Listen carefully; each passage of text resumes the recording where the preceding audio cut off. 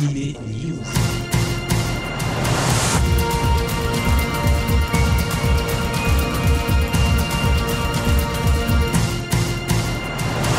Bonjour à tous, c'est Alex, vous écoutez Générique Kids, il est l'heure d'Anime News, il est l'heure de parler manga, animation japonaise. Au menu de ce 230e Anime News, il sera question de Epitanime et de Japan Expo.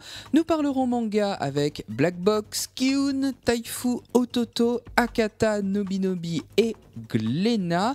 Et puis on terminera avec du dessin animé, ça se passera chez Crunchyroll et All the Anime. Vous êtes prêts? Eh bien, allons-y. La plus ancienne convention consacrée au manga et à l'animation japonaise revient, 22e donc occurrence pour Epitanime, 2 jours et 2 nuits, ce sera à partir du vendredi soir 29 mai jusqu'au dimanche 31 mai au Kremlin-Bicêtre, au pôle technologique Ionis, 14 et 16 rue Voltaire. Ne manquez pas ce rendez-vous convivial, simple et chaleureux.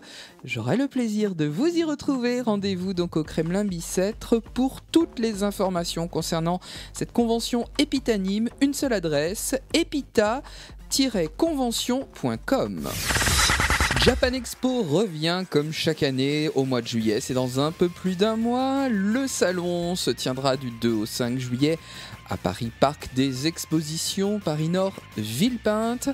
Une petite news pour vous dire que l'invité d'honneur manga a été annoncé. Il s'agira de Ken Akamatsu, qui est édité chez Pika, notamment avec Love Ina. Rendez-vous donc pour ce 16e impact avec le créateur de Love Ina, entre autres Ken Akamatsu, invité d'honneur manga de Japan Expo.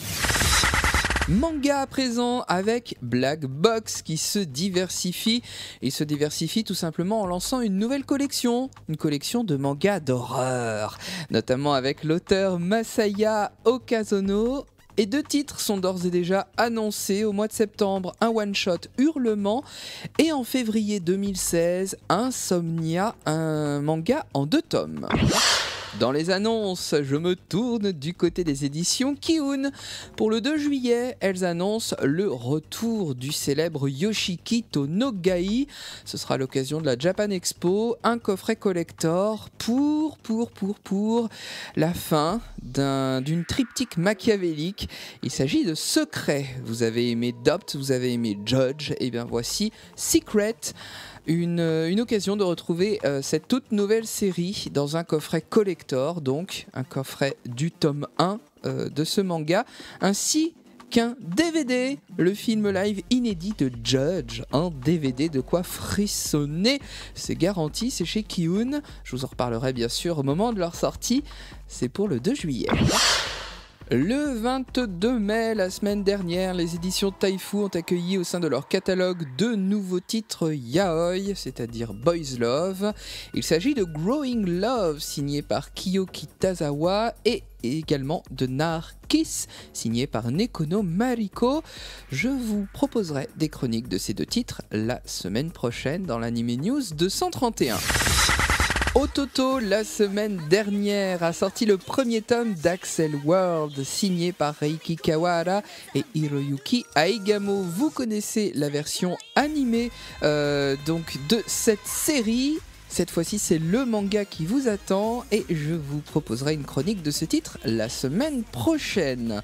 Spice and Wolf, tome 11, ça aussi, c'était attendu. C'est signé Isuna Asekura et Keito Koume. 11e tome, donc, de ce très beau titre. Et là aussi, je vous proposerai une chronique la semaine prochaine. Cette semaine, et plus précisément le 28 mai, Akata poursuit l'édition de titres écologiques et humanistes. Je reviendrai vous voir de George Morikawa est un one-shot bouleversant. Souvenez-vous, 11 mars 2011 au Japon, c'était la catastrophe de Fukushima. Nobumi, illustrateur très célèbre au Japon de livres pour enfants, décide de partir pour aider bénévolement les rescapés de la zone sinistrée de Fukushima et décide d'apporter son soutien aux enfants. Cette démarche altruiste et courageuse l'a profondément touché. Je reviendrai vous voir est née de la collaboration de 2 auteurs, George Morikawa, l'auteur de Hajime no Ippo, et de Nobumi lui-même. Dans Marchons la tête haute, Nobumi raconte son histoire auprès des rescapés de Fukushima. Ce livre fut une véritable claque pour George Morikawa. C'est ainsi que ce dernier en a proposé l'adaptation en manga. Ainsi est née l'idée du projet « Je reviendrai vous voir ». Mais ce projet ne s'arrête pas là, puisqu'au final, ce manga est une œuvre collective. De nombreux mangaka y ont participé en y réalisant une planche. Parmi ces noms, entre autres, Ken Akamatsu, l'auteur de Lovina, Hiro Mashima, l'auteur de Fairy Tail, Makoto Raiku, l'auteur d'Animal Kingdom, et puis bien d'autres. La puissance et la force des dessins et du graphisme sont à la hauteur du propos et du message. Je reviendrai vous voir, c'est un profond questionnement sur la place et le rôle de l'art, mais c'est surtout une main tendue vers l'espoir et l'avenir. Je reviendrai vous voir, c'est aussi un titre fraternel, bouleversant, un témoignage autobiographique, humaniste, un plaidoyer pour une humanité responsable en harmonie avec notre terre. Je reviendrai vous voir, c'est aux éditions Akata, le 28 mai, et c'est incontournable. Le shonen fait son entrée au catalogue Nobi Nobi avec Megaman ZX, une bien belle manière de fêter les 5 ans de l'éditeur. La série, complète en 2 tomes, sera disponible dès le 28 mai. Megaman, vous connaissez j'espère, ce personnage de jeu vidéo n'a rien à envier à Sonic et on le voit adapté en manga par Shin Ogino. Grâce aux biométaux des cristaux dotés de leur volonté propre, le jeune Vent devient Megaman et va devoir lutter contre Serpent et sa puissante organisation, la Sliver Inc. Les mechas sont très réussis, on n'en attendait pas moins, l'histoire et l'action battent leur plein. C'est un bon divertissement shonen et notez que cette première édition comporte des jaquettes brillantes à effet métallique. Dépêchez-vous, il n'y en aura pas pour tous. Megaman ZX, c'est donc le 28 mai, 2 tomes, édition complète donc aux éditions Nobi Nobi. Et puis, l'adorable Panettone, depuis le mois d'avril, revient aux éditions Nobi Nobi avec un 6e volume tout en couleur, afin de ravir les plus jeunes, et nous aussi. Partez à la découverte des coutumes nippones avec vos enfants, et puis Pan Pan Panda, douceur et facétie sont au rendez-vous avec Pan Pan Panda tome 6 et son graphisme tout en rondeur. Je crois d'ailleurs qu'on va revisiter la célèbre expression « monde des bisounours ». Moi je dirais plutôt « bienvenue dans le monde de Pan Pan ». Et puis concernant Nobi Nobi, sachez que l'auteur Shiitake marquera le 5e anniversaire de l'éditeur en étant présente au salon Japan Expo du 2 au 5 juillet en dédicace sur le stand de l'éditeur. Et ce sera aussi à l'occasion de la sortie le 25 juin de son nouveau livre, Yosei, l'essence des fées. On a hâte de découvrir tout ça. Les éditions Glénat, le 27 mai, vous invitent à boire un verre. C'est à l'occasion de la sortie Les Gouttes de Dieu, tome 37. Non, je rigole, hein, c'était juste pour la forme. C'est en Espagne que se déroule ce 37e tome des Gouttes de Dieu, un manga que je vous conseille absolument. Une vraie perle, une vraie merveille. Pedro va retrouver en Espagne son grand amour perdu. Le vin sera peut-être le prétexte de retrouvailles. Trinquez donc avec Glénat et ce 37e tome, toujours aussi brillamment écrit et dessiné par Tadashi Agi et Shu Okimoto. Les Gouttes de Dieu, tome 37, incontournable. C'est aux éditions Glénat et c'est le 27 mai. Et puis Glénat, vous le savez, c'est bien entendu l'éditeur historique du manga de Dragon Ball en France. Et bien sachez que Sangoku reprend du service en papier au Japon. Ce sera le 20 juin, premier chapitre du manga qui adapte la nouvelle série Dragon Ball Super. Ce sera dans le V-Jump au Japon avec un tout nouveau look pour Sangoku qui sera dessiné par Toyotaro. Alors, est-ce que ce nouveau manga de Dragon Ball, cette suite, sera édité en France chez Glénat? En tout cas, on l'espère. Et surtout, on a hâte de découvrir tout ça, tant la version animée Dragon Ball Super que ce nouveau manga. Du dessin animé à présent avec Crunchyroll, une série qui s'adresse aux tout petits.